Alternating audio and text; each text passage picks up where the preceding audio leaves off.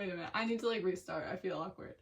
I haven't done this in 2 weeks. And I feel weird about being back here. Or not 2 weeks. This is my second week of not doing it. But I'm doing it. So I am. What? Anyways.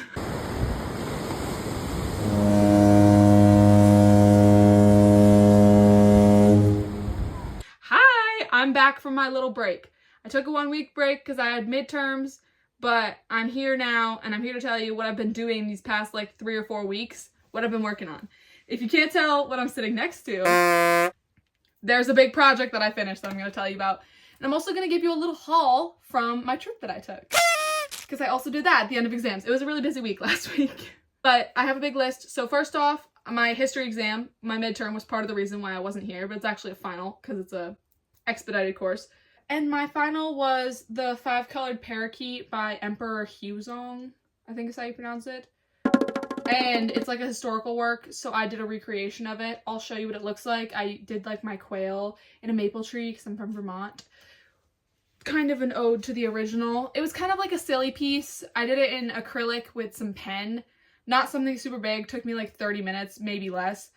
But that was my final for that class. It wasn't supposed to be like anything crazy. My other part of the final was like a 75 question multiple choice exam. So it wasn't like a super serious part of it, but I did well with it. I thought it was cute, whatever, not a huge thing. Next thing up was my Warm and Cool painting, which I actually love, with the little troll doll. The point of it was to show how cool colors recede and warm colors tend to come forward. So when you're showing depth, you can use colors to showcase that better. The focus the past like 2 weeks in my painting course has been warm and cool tones, but then it transitioned into learning about like depth in landscapes. So I did a sky painting. This was in class, super fast. Not my favorite, don't really like it, whatever, doesn't matter.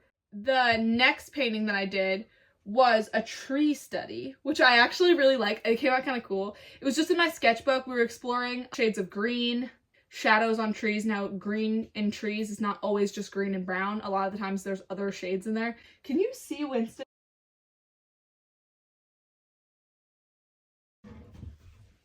Anyways, you're being naughty, so you have to sit with me now. You haven't been on YouTube in a while. Hi, YouTube. I've been using oil pastels, and they've been great, actually. I really like oil pastels, but they're super overstimulating to touch, which is kind of unfortunate because I just don't like using them. I just like the effect that they have. Look at the way he's looking at my painting. Do you see what I worked on? Worked really hard on that. Hope you appreciate it. And I did a pastel of the ground, the sky, and some trees. Those came out cool. They're recreations of famous artists. One of them was like a Monet, a Van Gogh, and then I can't remember the last artist, but it was... Really? Okay.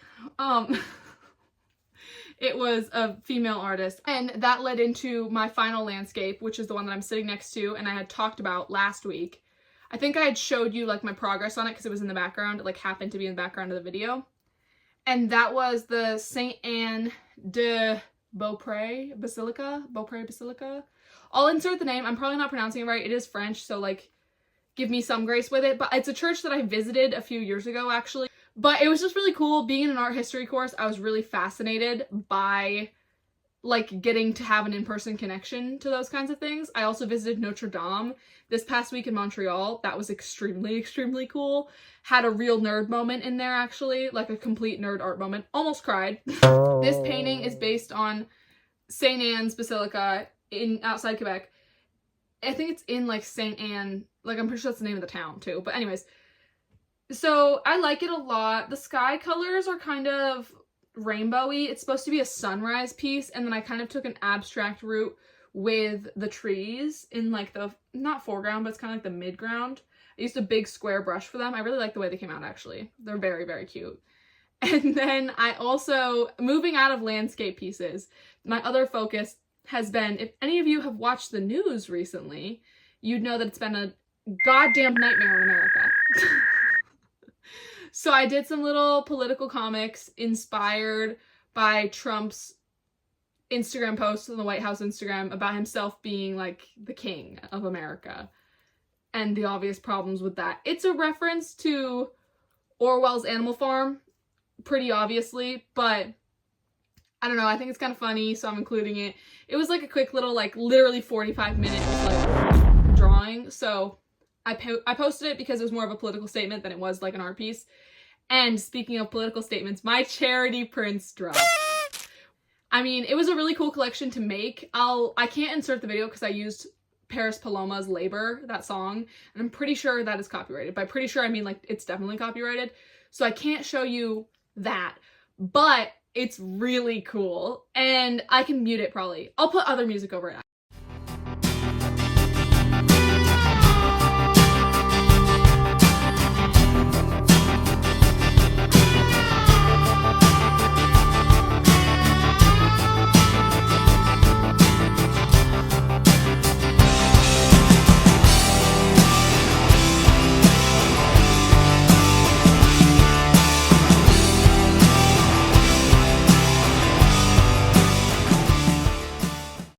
Part of the proceeds, 50%, from the sales of those products will go towards the respective charities. So I was really excited about that. That was like really cool to drop those. I had a great response. It was like probably the biggest response I've ever got in like social media wise for a print drop. It did really well, and that was really exciting. I'm very grateful for everybody who supported me in that drop. And then after that, I kind of was like filling orders, doing stuff like that right before I took my break for my midterms. And then I did a Picasso portrait this past, like right before I left in my painting 1 class. We were learning about Picasso. I'm not a big fan of his, and I think he was fucking creepy, like most men were historically and still are. Won't go there. But yeah, no. So oh, you want to get down? I guess he's done. Bye. So, but a lot of art professors and teachers kind of act like the sun shines out of his fucking eyes, and he was creepy, which nobody talks about. I mean, people do talk about it, but not enough. He was creepy. He hated women. I'm not a fan of him. Like, I don't know. I thought he was pretentious. I don't really like Picasso. I think his artwork was creepy. The like portrait he did of his girlfriend in the mirror, I loved that piece until I found out that she was like a minor and he was married. I don't know. Not a fan of him. It ruins his work for me knowing who he is as a person. It's like listening to Kanye's music. It's just a disappointment all around. So the Picasso portrait was fun, but I just was so icked out by him that it kind of ruined it for me. The last thing I'm going to tell you about transitioning away from Picasso and him being gross and icky is that I did some like collage work, which I probably won't include just in my sketchbook. You'll see this kind of stuff in my next sketchbook tour when I finish it, but I want to give you a little haul about the stuff I got in Montreal. As you may know, it's cheaper to buy some things in Canada because of the conversion, so I bought some things while I was there. I've moved away from using synthetic. What the hell am I talking about? I've moved away from using synthetic brushes in my artwork because synthetic brushes tend to, after a while, they just fray really bad. So I invested in some non-synthetic brushes. I got some hog bristle ones, which you can see right here. These two. And then I also got this little eensy beansy tiny one. This is a Sable Hair 3-0. I think it's a rounded. Yeah, Sable Hair 3-0 round. Simple brush. That's basically what I did this entire basilica painting with. And I loved it, but I wanted something else. So I wanted something smaller, honestly, because I've painted with 2-0s before, and my 2-0 synthetic is about the same size as my 3-0 non-synthetic sable brush. Wasn't small enough. Like, I loved painting the church, but I could have gotten more detailed with it had I had a smaller brush. So I invested in some smaller brushes. This is just hog bristle. The 10 filbert. I thought it was a filbert, but I want to check. I'm bad at naming brushes, like, don't judge, but that's what that is. I also got, this is a 4. It's like the same shape. I think it's also a filbert. I would say that is. It's rounded on the end. Bad with brush names, you know this. I already said it. This is a little Sable Hair brush. It's a 4. It says it's a fresco brush, but it's kind of like a liner. It has a really long round like top for good line work. I'm really excited about this one. I'm like actually extremely excited about it. I can't wait to use it. And then my last one was literally locked in a glass case, and this French lady did not understand what I was saying because I was trying to ask her if I could look at it, and she got really mad that I wanted to look at it because apparently it was like annoying to have to go get the key. But she eventually found the key and came over and unlocked it for me, and then wouldn't let me look at the brush and took it right to the register and was like, you're buying it. And I was like, oh, okay, cool. I didn't know how much it was. I got scared. But it was only like $30 Canadian, so it ended up being like really cheap for what it is. This is a 6-0 sable hairbrush. Look at how tiny that is. Can you even see that tip? That's crazy. So I got that.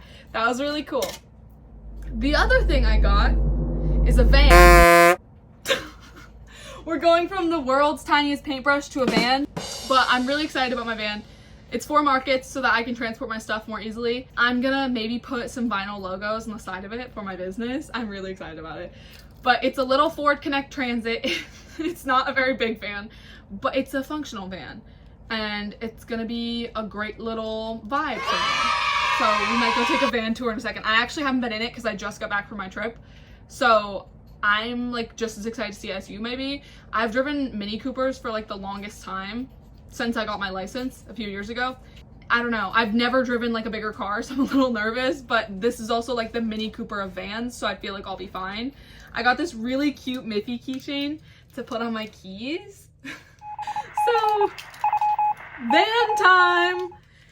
Bet you didn't know this was turning into a van tour, but it is.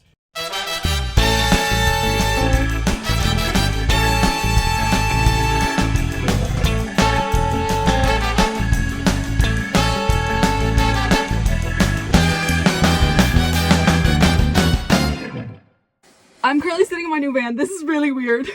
This thing is really big. I've only ever driven a Mini Cooper. This is a minivan and it feels absolutely giant. When I say minivan, I don't mean like minivan like mom van. I mean like a miniature van. It's like a Kia Soul shape, but it's bigger than that. And I'm a little scared to drive it. It's really big. But I brought my little Sony Angel to hang up in here.